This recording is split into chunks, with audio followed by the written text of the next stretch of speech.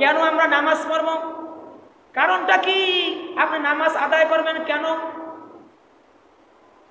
নামাজের মাধ্যমে আল্লাহর মাঝে আর বান্দার মাঝে কোনো পর্দা থাকে না, অর্থাৎ আল্লাহর সাথে বান্দার সাথে একটা ঘনিষ্ঠ একটা সুসম্পর্ক হয়ে যায়।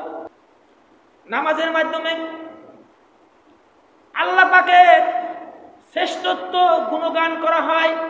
কিন্তু মুসলমানের মধ্যে আর ওই বিধর্মীদের মধ্যে, কাফেরদের মধ্যে পার্থক্য আছে একমাত্র নামাজ। সালাত আরবিতে বলা হয় সালাত, ফার্সিতে বলা হয় নামাজ, উর্দুতে বলা হয় নামাজ। তাহলে এই সালাতের বাংলা অর্থ কি? সালাতের আবিধানিক অর্থ কি? সালাতের আবিধানিক অর্থ আছে মুতাওয়াজ্জা হওয়া, নিকটবর্তী হওয়া, আনুগত্য করা, অর্থাৎ এমন ব্যক্তির দিকে, এমন স্রষ্টার দিকে আনুগত্য হওয়া যিনি মানুষের ইহজগৎ পরজগৎ সকল জগতের সকল চাহিদা পূরণ করতে পারে। আমরা নামাজের দাঁড়াই, সালাতের জন্য যে আমরা দাঁড়াই, সালাত এটা আরবি শব্দ,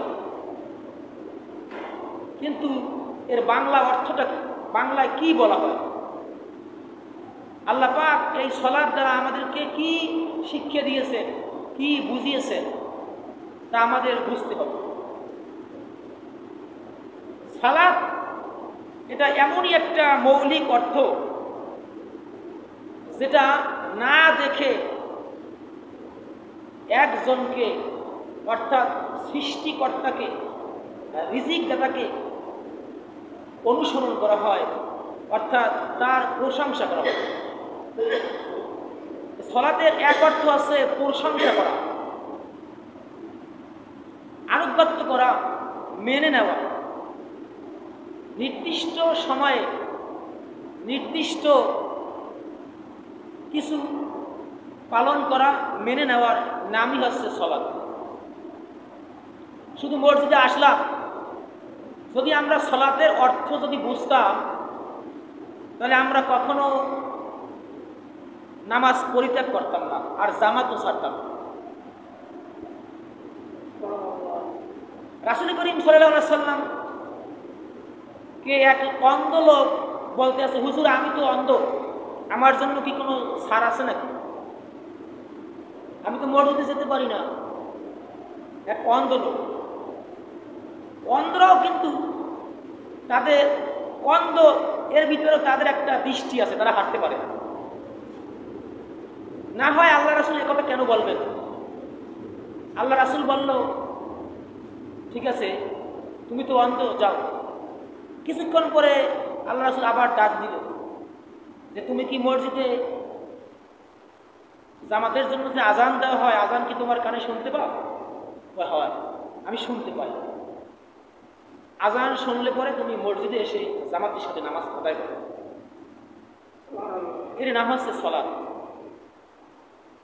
কেউ যদি কোনো কারণবশত ছাড়া ইচ্ছে করে যদি সে জামাত ত্যাগ করে, তাহলে তার নামাজ নামাজ। আল্লাহ রাসূল বলেছেন, যদি ওই ঘরের ভিতরে যদি শিশু না থাকতো আর মহিলারা যদি না থাকতো, কার কথা? আল্লাহ রাসূলের কথা। তাহলে আমার ইচ্ছে হয় ওই ঘরটা আগুন দিয়ে জ্বালাই দিই। কত দূরের কথা, এই কথার লোড কত, আমরা কতকাল আর বাঁচব? দেখেন আপনার মতো বয়সী মানুষ, আমার মতো বয়সী মানুষ কত জানাজার নামাজ পড়ছে, কিন্তু আল্লাহ রাসূল একজন অন্ধকেও ছাড় দেয় না। অথচ দেখা যায় আমরা এখান থেকে আমুয়া হেঁটে হেঁটে যেতে পারি, তাতে কোনো সমস্যা হয় না, অথচ মসজিদে নামাজ পড়তে আসি না। আবার মসজিদে আসলেও দেখা যায় অনেকে নামাজ পড়ে, কেউ বইসা, কেউ চেহার দিয়ে। নামাজের অর্থ তো এটা না। আল্লাহ রাসূল কে জিজ্ঞেস করা হলো, সাহাবীরা প্রশ্ন করলেন, জানতে চাইলেন যে বান্দা কখন মালিকের নিকটবর্তী হয়, আল্লাহ পাকের নিকটবর্তী হয়। আল্লাহ রাসূল বলেছে, যখন বান্দা নামাজে দাঁড়ায় তখন বান্দার ভিতরে আর সৃষ্টিকর্তার মাঝে কোনো পর্দা থাকে না। সুবহানাল্লাহ। নিকটবর্তী হওয়ার মাধ্যম হচ্ছে নামাজ। বান্দার সাথে আল্লাহর সাথে সম্পর্ক গড়ার মাধ্যম হচ্ছে নামাজ। নামাজের মাধ্যমে আল্লাহর সাথে বান্দার সম্পর্ক আরো ঘনিষ্ঠ হয়, ঘনিষ্ঠর চেয়েও ঘনিষ্ঠ হয়। অর্থাৎ ওই বান্দার মাঝে আর সৃষ্টিকর্তার মাঝে কোনো পর্দা থাকে না। কেননা রাসূল করিম সাল্লাল্লাহু আলাইহি সাল্লাম যখন তিনি মিরাজে গেলেন, আল্লাহ পাক যখন তাকে মিরাজে নিয়ে নিলেন, তখন আল্লাহ নবী বললেন, আমি তো আপনার সাথে সাক্ষাৎ করলাম, কিন্তু আমার উম্মতকে যখন বলবো তখন তারা আফসোস করবে, তখন আমি তাদেরকে কি উপহার দিব? তখন আল্লাহ পাক নামাজ দিলেন। এই নামাজ দিলেন 50 ওয়াক্ত। 50 ওয়াক্ত নামাজ। আল্লাহ পাক সর্বশেষে মূসা আলাইহিস সালামের সাথে দেখা হলো। মূসা আলাইহিস সালাম যখন এই শেষ নবীর উম্মতের অবস্থা জানতে পারলেন, তাদের সবকিছু যখন জানতে পারলেন যে শেষ নবীর উম্মতেরা এই 50 ওয়াক্ত নামাজ আদায় করতে পারবে না, তখন আল্লাহ পাক 50 ওয়াক্ত থেকে 45 ওয়াক্ত মাইনাস করে বাদ দিয়া 5 ওয়াক্ত নামাজ দিয়া দিলে। রাসূল করিম সাল্লাল্লাহু আলাইহি সাল্লাম দুনিয়ার বুকে আসার পরে এই নামাজের কথা বললেন, আল্লাহ পাক তোমাদেরকে নিকটবর্তী হওয়ার জন্য বান্দার সাথে আল্লাহর সাথে সম্পর্ক গড়ে ওঠার জন্য আল্লাহ পাক নামাজ দিয়েছে। বলেন সুবহানাল্লাহ। কেন আমরা নামাজ পড়ব? কারণটা কি? আপনি নামাজ আদায় করবেন কেন?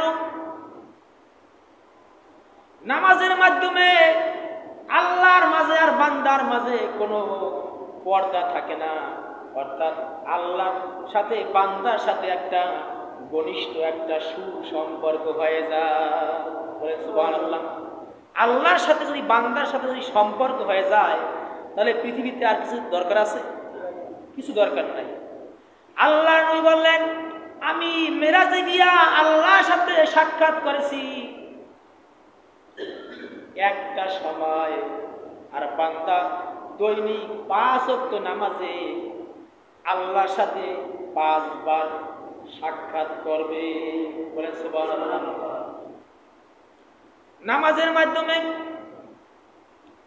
আল্লাহ পাকের শ্রেষ্ঠত্ব গুণগান করা হয়। কেননা কাফের এবং বিধর্মীদের আর মুসলমানের মধ্যে পার্থক্য আছে নামাজ। পার্থক্য কি? নামাজ। আপনি দেখবেন অন্য ধর্মের লোকেরা আছে টুপি পরে না, কিন্তু তারা দেখা যায় পাঞ্জাবি গায়ে দেয়, আছে না? টুপি এরকমের পরে না, কিন্তু দেখা যায় তারা লাল সেলু কাপড় দিয়ে তারা মাথায় বাঁধে এবং তারা ক্যাপ পরে। এই টুপি আমাদের মতো এরকমের গোল পরে না, কিন্তু তারা এভাবে পরে। দাড়িও আছে। কিন্তু মুসলমানের মধ্যে আর ওই বিধর্মীদের মধ্যে কাফেরদের মধ্যে পার্থক্য আছে একমাত্র নামাজ। কেননা কাফেরা নামাজ পড়ে না, আল্লাহর সামনে সেজদা দেয় না, আর মুসলমান আল্লাহর সামনে সেজদা দেয়। আপনি দেখেন শয়তান আল্লাহ পাকের হুকুম অমান্য করছে কয়টা? জবাব দেন, কয়টা? সবাই জবাব দেন। একটা হুকুম অমান্য করেছে।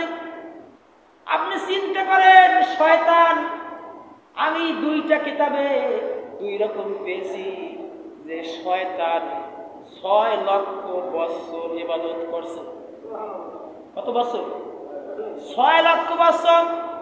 আরেকটা হাদিসে আমি পেয়েছি 70,000 বছর ইবাদত করেছে। কিন্তু আপনি দেখেন আল্লাহ পাকের একটা হুকুম অমান্য করেছে। কয়টা হুকুম? একটা হুকুম অমান্য করেছে, তাও আল্লাহর সাথে না। আল্লাহ বলেছে যে তুমি আদম রে সেজদা করো। কারে বলছে? আল্লাহ তো কয় না যে আমার সেজদা করো। আল্লাহ পাক বলেছেন যে তুমি আদম রে সেজদা করো। আদম রে সেজদা করবে, এই কথাটা শয়তান মানতে পারলো না। ও মানলো না কেন? তারও অনেক কাহিনী আছে, অনেক ঘটনা। কেননা আল্লাহ পাকের সৃষ্টির রহস্যর ভিতরে ওই শয়তানের চাইতে কেউ বেশি জানে না। আর আল্লাহর সাথে ওই শয়তানের সাথে আল্লাহ পাকের সাথে তার একটা ভালো একটা সম্পর্ক ছিল। ও ছিল 2 লক্ষ, কিতাবে আসছে তার চেয়েও বেশি ফেরেশতাদের মুআল্লিমুন ছিল, একজন শিক্ষক। কি ছিল? একজন শিক্ষক, একজন ওস্তাদ ছিল। আল্লাহ পাক এমন বলেছেন যে তুমি এই ফেরেশতাদেরকে প্রশিক্ষণ দিবে, যাবতীয় ইলম কালামের ইসলামের বিধিবিধানের প্রশিক্ষণ দিবে। কিন্তু প্রশিক্ষণ দিয়েছে ওই লোকটা, অর্থাৎ ওর নাম ছিল আজাজিল। ওর নাম ছিল কি? আজাজিল। ও আল্লাহ পাকের একটা হুকুম অমান্য করেছে। আল্লাহ পাক বলেছে যে আদম রে সেজদা করো। কি বলছে? আদম রে সেজদা করো। যখন আদমকে যখন সৃষ্টি করা হলো মাটি দ্বারা, তখন আল্লাহ পাক হুকুম করলেন যে আদম রে সেজদা করো। ও বলল আমি হচ্ছি আগুনের তৈরি, আর ও হচ্ছে মাটির তৈরি। আমি আগুনের তৈরি হয়ে আমি উপরের দিকে উঠি, আমি ওর চাইতে বড়, আমি কেন ওরে সেজদা করব? কোরআনের কথা, এভাবে কোরআনে লেখা আছে। আমি কেন ওরে সেজদা করব? আল্লাহ পাকের ওই একটা হুকুম অমান্য করেছে। আল্লাহ পাক বলেন আমি নিজেই যখন তোরে সেজদা করতে বললাম, তুই যখন আমার কথা যখন মানলি না, আমাকে যখন তুই অমান্য করলি, যা তুই এই জান্নাত থেকে বের হয়ে যা। তুই এই জান্নাত থেকে বের হয়ে যা। শয়তান শব্দের অর্থ আছে অমান্যকারী। অর্থ কি? অমান্যকারী, বিতাড়িত। ও আল্লাহর কথা অমান্য করেছে আরবিতে। এই জন্য কোরআনের পাকে কোরআনুল কারিমে এই শব্দটা আসছে শয়তান নামে। কি নামে? শয়তান নামে। শয়তান শব্দের অর্থ আছে অমান্যকারী। ও আল্লাহ পাকের এই হুকুম অমান্য করেছে, এই জন্য শয়তান হয়ে গেছে। কিন্তু আল্লাহর কাছে ও যদি বলতো যে আল্লাহ আমি অন্যায় করেছি, ভুল করেছি, তখন আল্লাহ পাক ওকে মাফ করে দিত। কেননা আল্লাহ পাক বলেছে তুমি আদমরে সেজদা করো, তার সামনে মাথা নত করো। কেননা মাথা নত করার মতো এই পৃথিবীতে কাউকে যদি আনুগত্য করতে হয়, কাউকে যদি মানতে হয়, তাহলে তার সামনে মাথা নত করতে হবে। কি করতে হবে? মাথা নত করতে হবে। কারণ মাথা নত করার মাধ্যমে বোঝা যায়, প্রমাণিত হয় যে ও আমাকে অনুসরণ করে। এই জন্য আল্লাহ পাক এই পৃথিবীতে যত প্রাণী সৃষ্টি করেছেন আল্লাহ পাক কাউকে বিবেক দেন নাই, যার কারণে প্রত্যেকটা প্রাণীকে আল্লাহ পাক নিম্নগামী অবস্থায় সৃষ্টি করেছেন। বলে সুবহানাল্লাহ। এই পৃথিবীতে সমস্ত প্রাণীদেরকে আল্লাহ পাক সৃষ্টি করেছেন বনি আদমের উপকারের জন্য।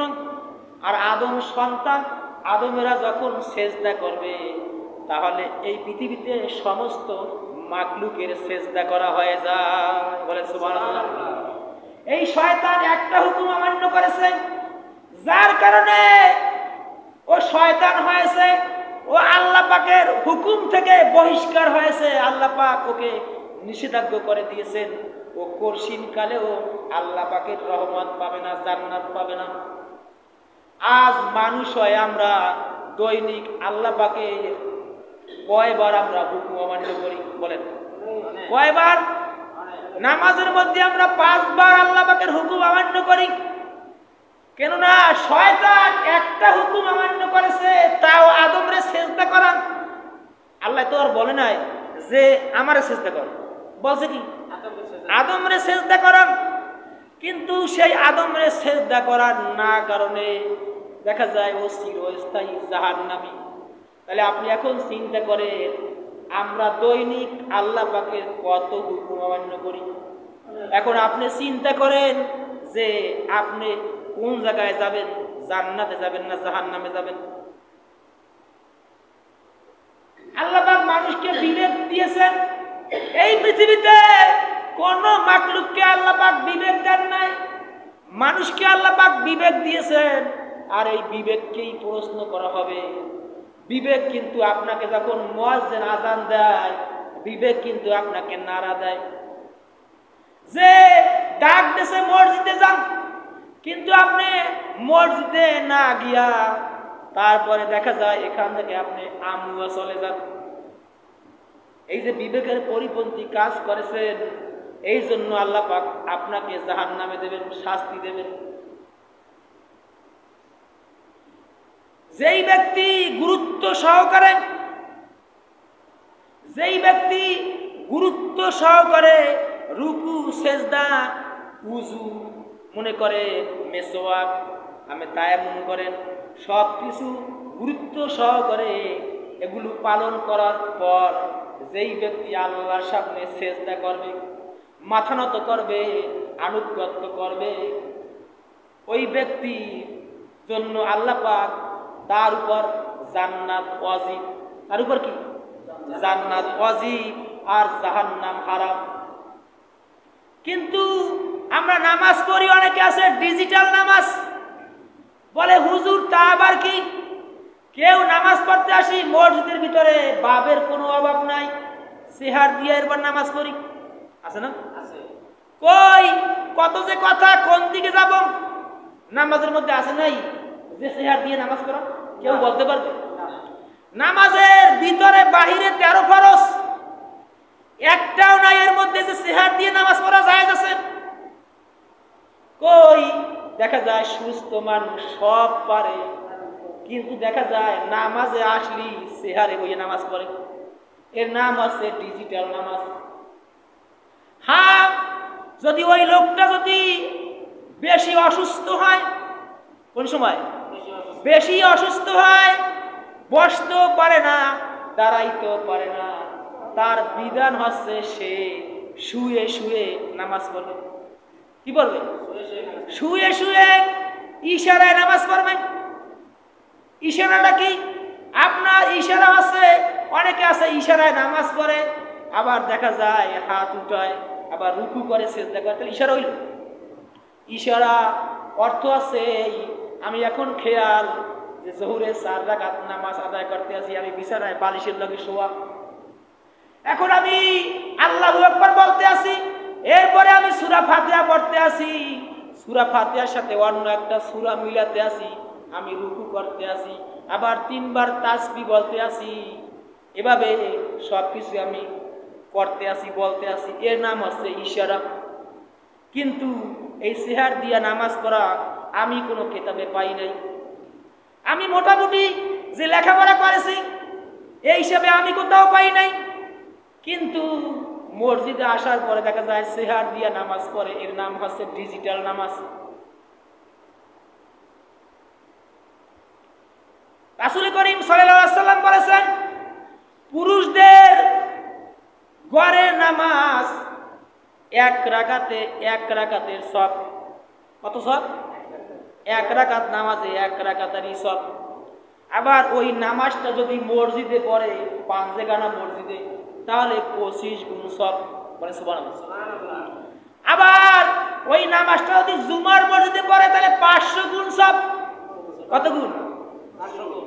কেউ যদি আমারে বলে হুজুর এই মসজিদে আপনার বেতন 10,000, আপনি যদি অন্য জায়গায় যান তাহলে আপনাকে বেতন হবে 20,000, আমি থাকবো একদিনও থাকবো? তাহলে কি যদি আপনাকে বলে যে আপনি ঘরে বসে পড়বেন নামাজ 1 রাকাতে 1 রাকাত সওয়াব, 5 জায়গানা মসজিদে পড়বেন 25 গুণ সওয়াব, জুমার মসজিদে পড়বেন 500 গুণ সওয়াব। এর অনেক ব্যাখ্যা আছে, বলবো কোন সময়। বলে সুবহানাল্লাহ। আবার ওই নামাজটা যদি আপনি মসজিদের নববীতে পড়েন তাহলে 50,000 গুণ সওয়াব। আবার ওই নামাজটা যদি মসজিদুল আকসায় পড়েন তাহলে 50,000 গুণ সওয়াব। আবার ওই নামাজটা যদি আপনি মসজিদুল হারামে পড়েন তাহলে 1,00,000 গুণ সওয়াব। বলে সুবহানাল্লাহ। মহিলাদের তাদের বাহিরের ঘরের নামাজ বাহিরের নামাজের চাইতে উত্তম। আবার তাদের কুঠুরির নামাজ ঘরের নামাজের চাইতে উত্তম। অর্থাৎ মহিলারা যত আড়ালে গোপনে নামাজ পড়বে ওই নামাজে আল্লাহ পাক তত সব বেশি দান করবেন। বলেন সুবহানাল্লাহ। যেই ব্যক্তি জগতের শাসন